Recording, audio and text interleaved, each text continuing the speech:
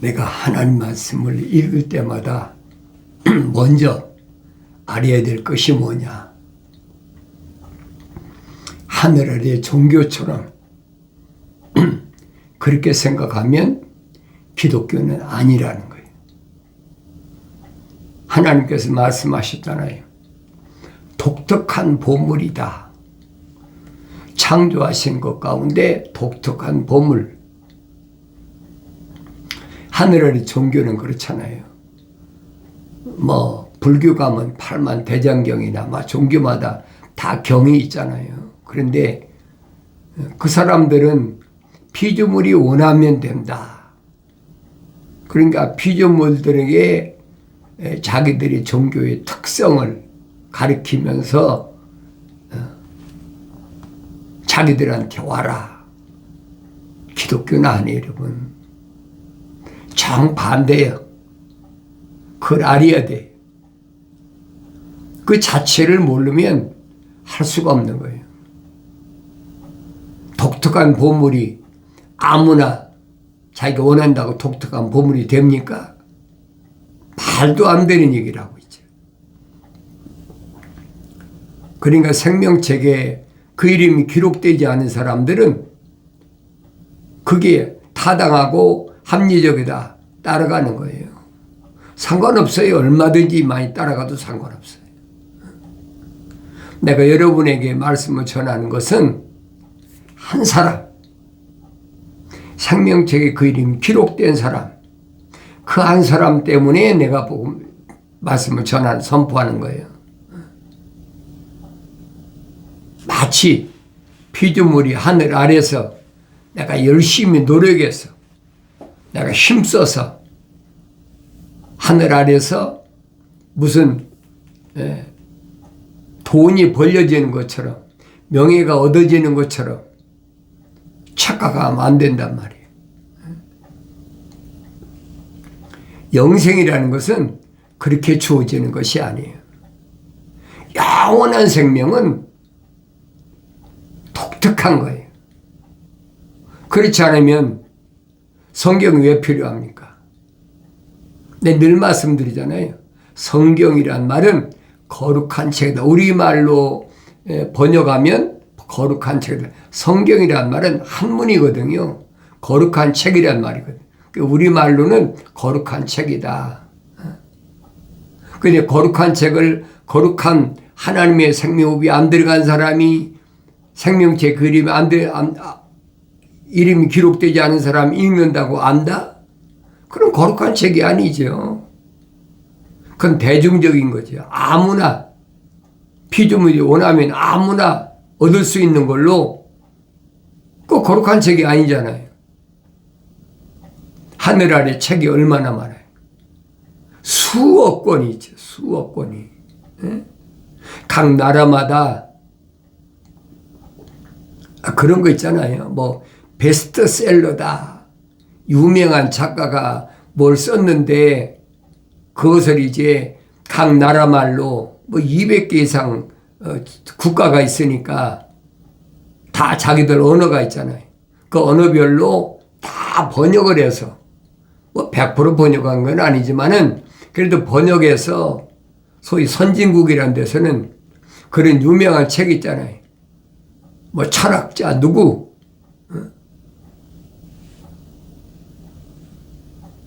불교에서는 그렇잖아요. 석가모니가 쓴 8만 대장경이다. 내 비평하려고 하는 게 아니에요, 여러분. 구분하라는 게 분별하라.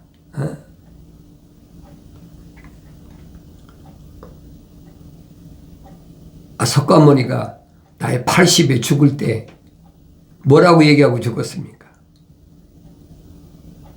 하나님의 아들보다 약 600년 전인가요? 700년 전에 왔던 인도 사람이잖아요.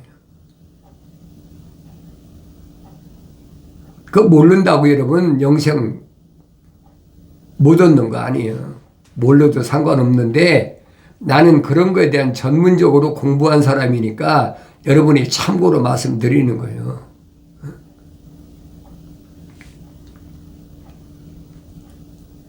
죽기 전에 한 말이 뭐라고 그랬어요? 야소, 예수. 그가 오시면 내가 너에게 한 돈은 석가모니가 증거한 거잖아요. 8만 대장경. 뭐 1270권인가 1290권인가 되어 있다고 그러는데 그것들은 다 기름 없는 등과 같다. 기름 없는 등과 같으니까 앞이 안 보이는 거지. 좋은 말 많이 있어요. 없는 게 아니에요. 그런데 빛이 없어.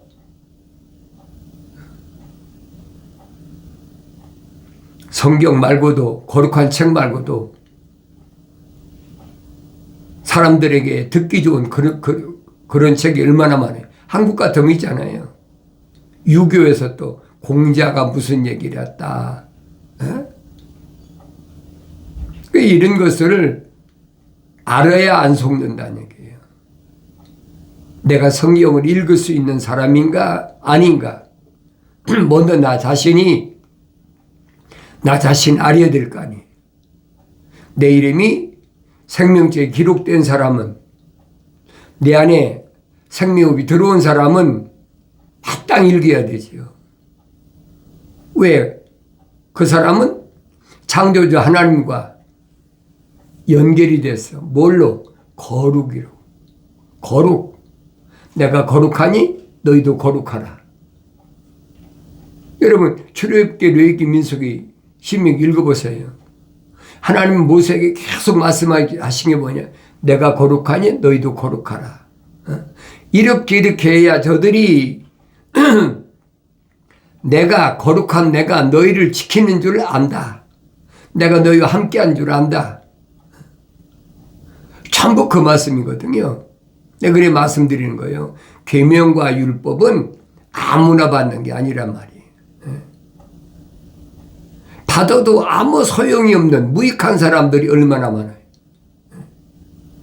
그 사람들이 광야에서 40년 동안 광야를 헤맸던 사람 아닙니까? 출애굽한 사람들.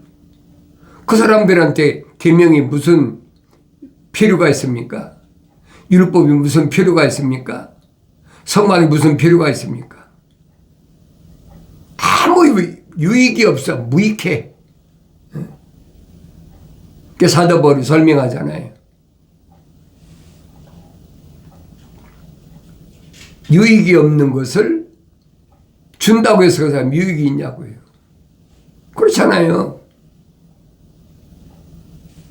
그러니까 성경에 기록된 대로 보면 하나님의 성전을 짓는다. 그래가지고 남자만 돼. 남자. 여자는 해당이 안 돼요. 남자만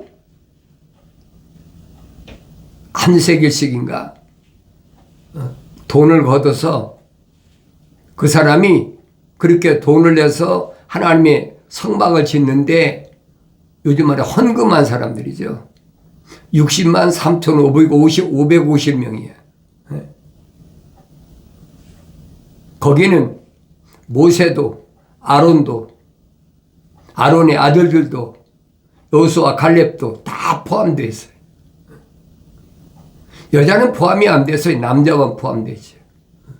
그 사람들은 전쟁이 나면 전쟁터에 나가서 싸우던 사람들이 20세 이상이니까 20세 이하는 남자라도 해당이 안 돼요. 그렇게 하나님의 성막을 짓는데 일조한 사람들이잖아요. 많든 적든 간에.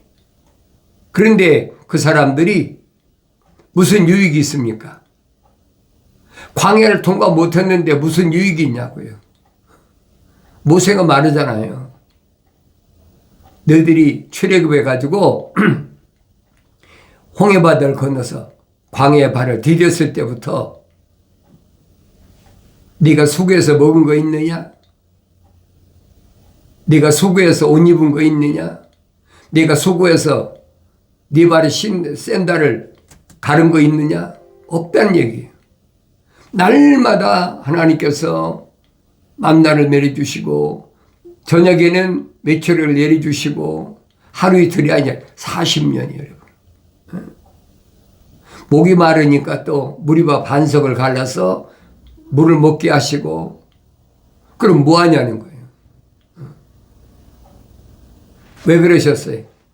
계명 지키라고. 범죄하지 말라고.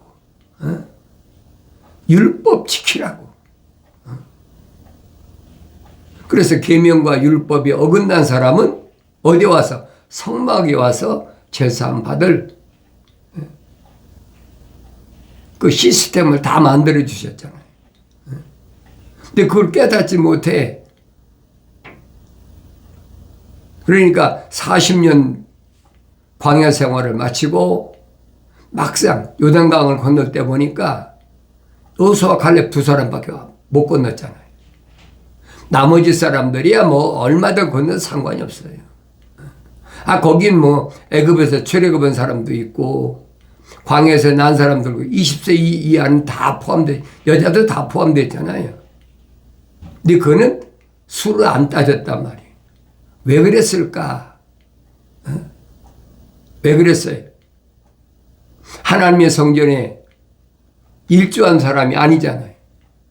성막을 짓는데 헌금한 사람이 아니란 말이에요. 그러니까 지금도 뭐 하나님의 성전을 짓는다, 돈을 내라. 그러니까 뭐 있는 대로 돈을 갖다 헌금하고 부자는 많이 하고 없는 사람은 조금 하고 그런다고 요단강 건너가는 거 아니란 말이에요. 성경은 똑바로 보라고요.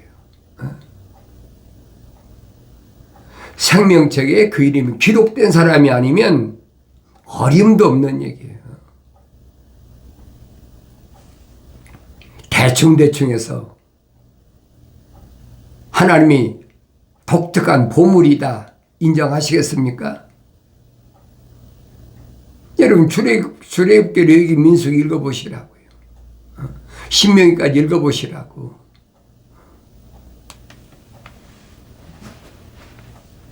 얼마나 모난 데를 갈고 닦고 또 씻고 얼마나 해야 되는지.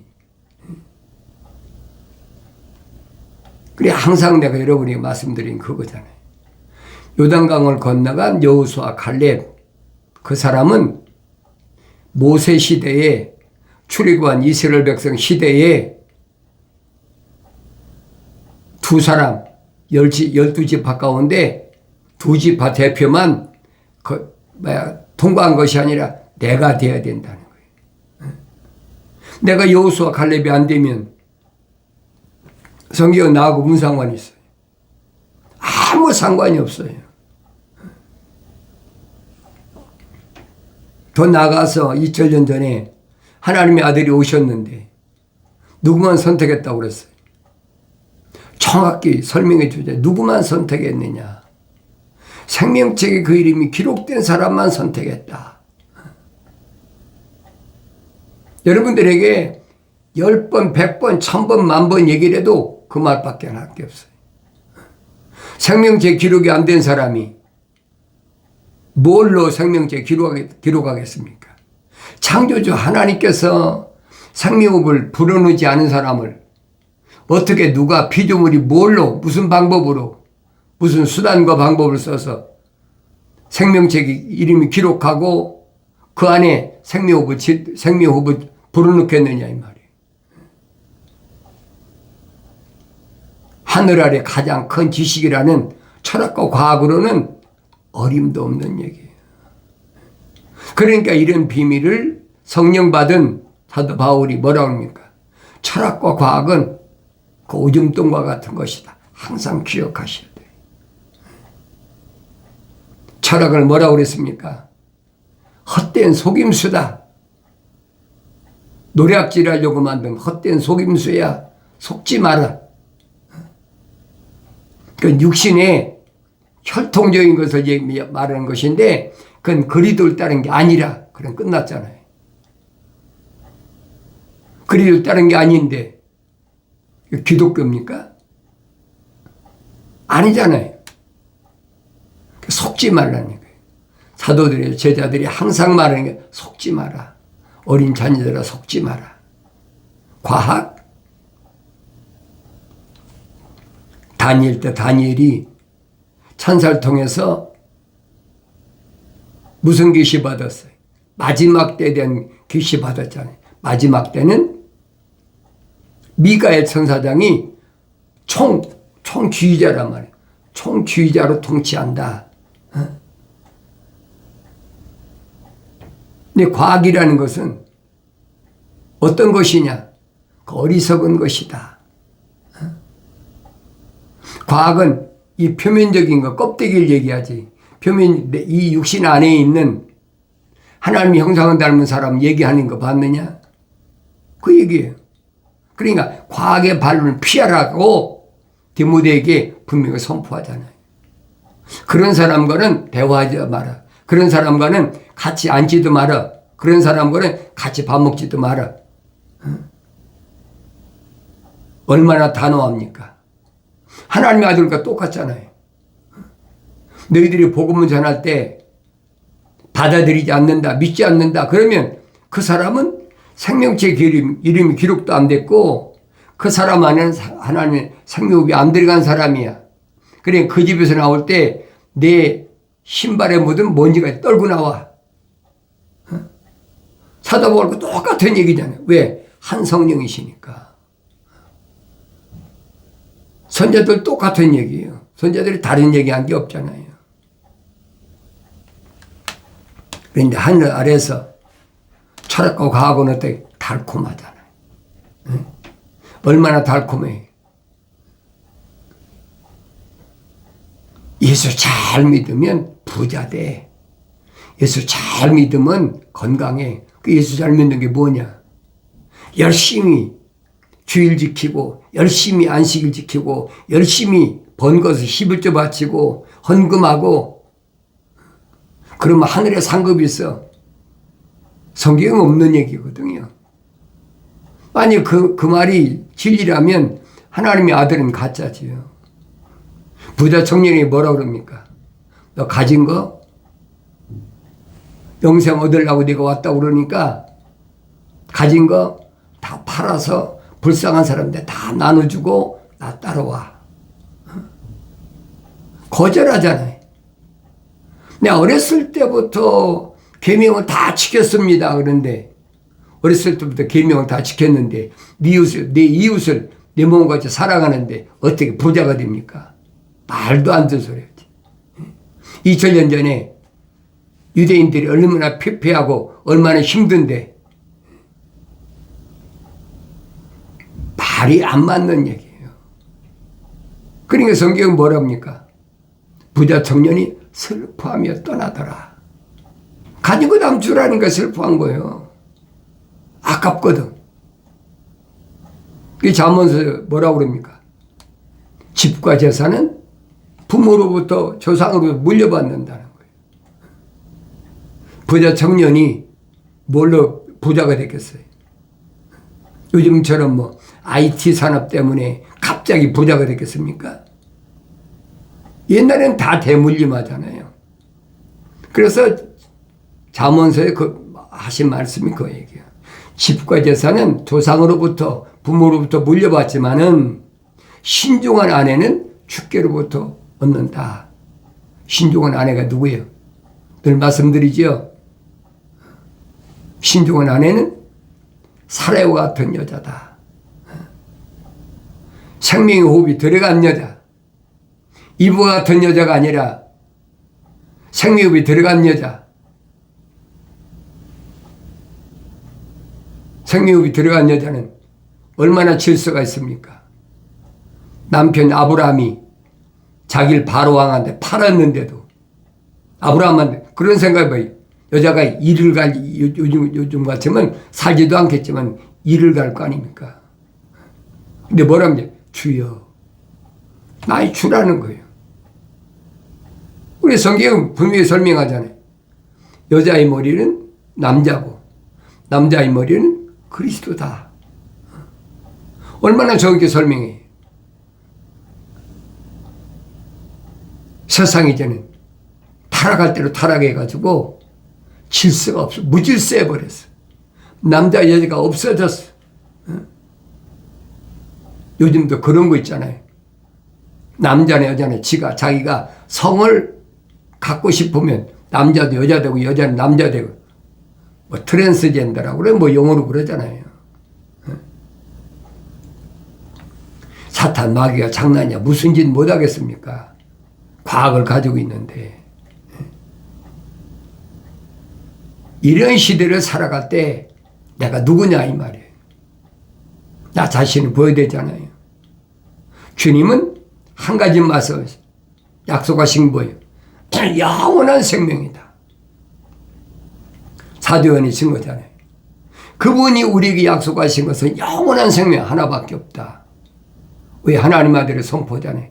영생은 이것이니 곧 사람들 유일하신 참 하나님의 아버지와 아버지께서 보내신 예수를 아는 것이라. 그거밖에 없어요. 간단하잖아요. 복잡한 게 없잖아요. 이게 무슨 철학으로 뭐 3단 논법이었다. 그 복잡한 그건 기독교가 아니에요. 그건 하나님 말씀이 아니에요, 여러분. 그래서 성경이 뭐랍니까? 하나님 말씀은 순수하다. 하늘의 지식이 절대 첨가되지 않았다. 순수하다는 거예요. 있는 그대로. 내가 성령 받아야죠. 성령 받지 못하면 하늘 아래 거짓 것들이 얼마나 많은지 그 사람들이 하나님 말씀 인용 안 합니까? 다 인용해요. 성경 구절 한 구절만 가지고. 우리는 다 하나님이 형상대로 지음받은 사람 거짓말하고 있어요. 하나님이 형상대로 지음받았다면 생명체에 그 이름이 기록돼야 되고 생명체 이름이 기록됐다면 그 안에 생명호흡이 들어갔어야 되지. 그런 사람은 하나님과 1대1로 연결되는 거예요. 주님 말씀하시잖아요. 선자들도 말하잖아요. 내가 직접 아버지 앞에 고하라. 하나님의 아들이 우선 뭐라고 그랬어요? 내가 중보자로 왔으니까 내 이름으로 구해. 내 이름으로 구하면 하나님의 아버지가 들으신다는 거예요. 누구에게 말씀하셔? 선택한 제자들에게만. 유대인에게 말씀하신 게 아니에요, 여러분. 유대인들에게 언제 구하라 주실 것이요. 찾으라 만날 것이 두 달이 열릴 것이라 언제 유대인들에게 말씀하셨어요?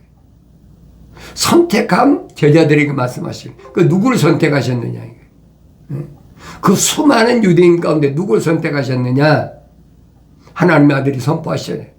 귀신이 너에게 항복하는 기뻐하지 말고 네 이름이 하늘나라의 생명체에 기록된 것을 기뻐하라. 생명체의 그 이름이 기록된 사람만 주님이 선택하신 거예요. 주님이 갈보리 산에서 비참하게, 인간이 볼 때는 비참하죠. 십자가에 못 박혀 죽으시고 가시로 멸관을 쓰시고 물과 피가 다 쏟으셨다. 옆구리 창으로 찔려가지고 물과 피가 다 쏟으셨다.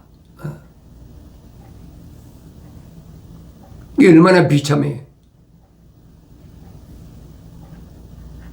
그리고 그 주님이 가실 때 뭐라고 말씀하셨어요? 내가 3일 만에 부활하리라. 3일 만에 일어서리라. 그 제자들이 믿겠습니까? 그리고 3일 만에 부활하셨잖아요. 누구에게 보여주세요? 제자들에게 제자들에게. 다른 사람에게 보여준 게 아니라 제자들에게 보여주셨어요. 의사 누가는 뭐라고 말합니까? 40일 동안 무한 증거를 보여주셨다. 무한 증거로 하나도 잘못된 것이 없는 선자들이 증거한 말씀 그대로 3일 만에 부활하셨다. 그러니까 40일 동안을 제자들에게 보이신 거예요. 나타내신 거예요. 물과 피가 다 쏟아졌으니까 그때는 부활체지. 시간과 공간을 초월한 모습, 그게 부활체예요. 그게 믿어져야 될 거 아닙니까? 억지로 믿으란다고 믿어집니까? 안 믿어지는 거예요, 여러분. 생명책에 그 이름이 기록된 사람이 책망받고 돌이켜서 약속하신 성령을 부음받았을 때 그때야 여러분 말씀 읽을 때마다 깨닫는 거예요. 성경 안 읽나요? 날마다 제멋대로 읽지요. 이제 깨달아지지 못한 뭐야? 안 읽거나가 똑같지요. 계명을 안 지키면, 율법을 안 지키면 계명을 안 받은 사람이나 이방인들이나 다른 게 뭐가 있어요? 율법을 안 받은 이방이나 다른 게 뭐가 있어요? 똑같지요. 사도 바울이 설명하잖아요. 율법이나 계명을 받지 않은, 성막을 받지 않은 이방인들이 만약 율법대로, 그렇잖아요. 계명대로 도둑질도 하지 않고 사기도 않고 간음도 않고 이웃을 내 몸같이 사랑한다면 계명받은 유대인하고 다른 게 뭐가 있냐? 계명이나 율법 받은 유대인보다 그 사람들이 더 낫지 않느냐? 사도 바울이 로마서에서 증거하는 게 그거잖아요.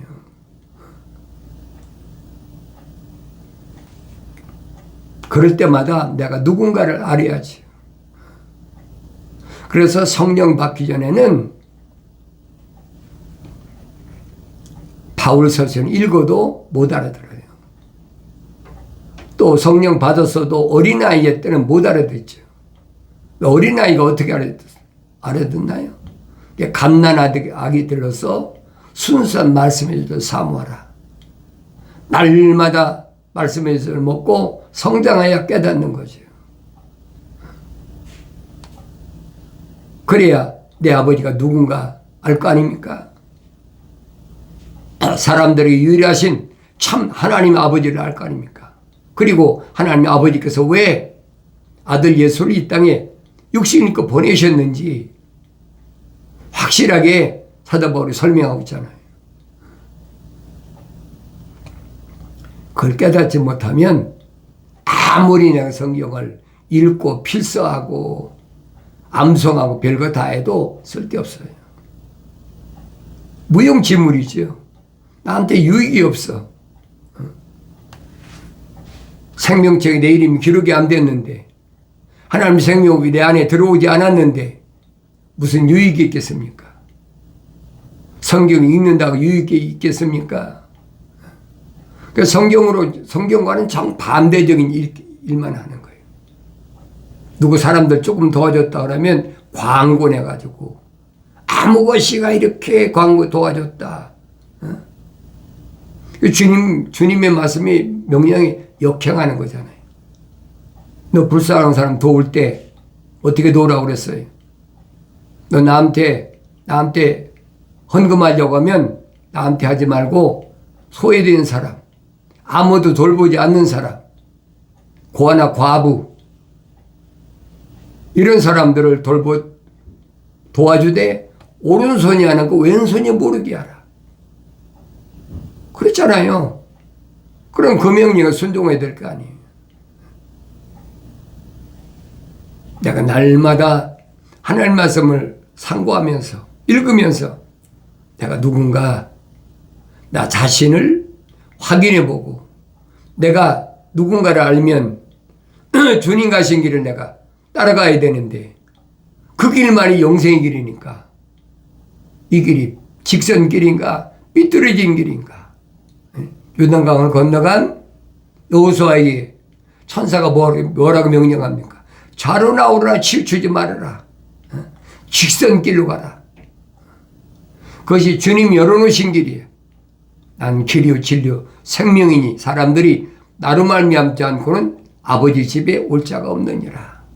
이 말씀은 변하지 않습니다. 오늘 책망 받으시고 돌이키셔서 약속하신 성령 받음으로 하나님 말씀 읽을 때마다 날마다 깨닫는 은혜가 있어지길 바랍니다.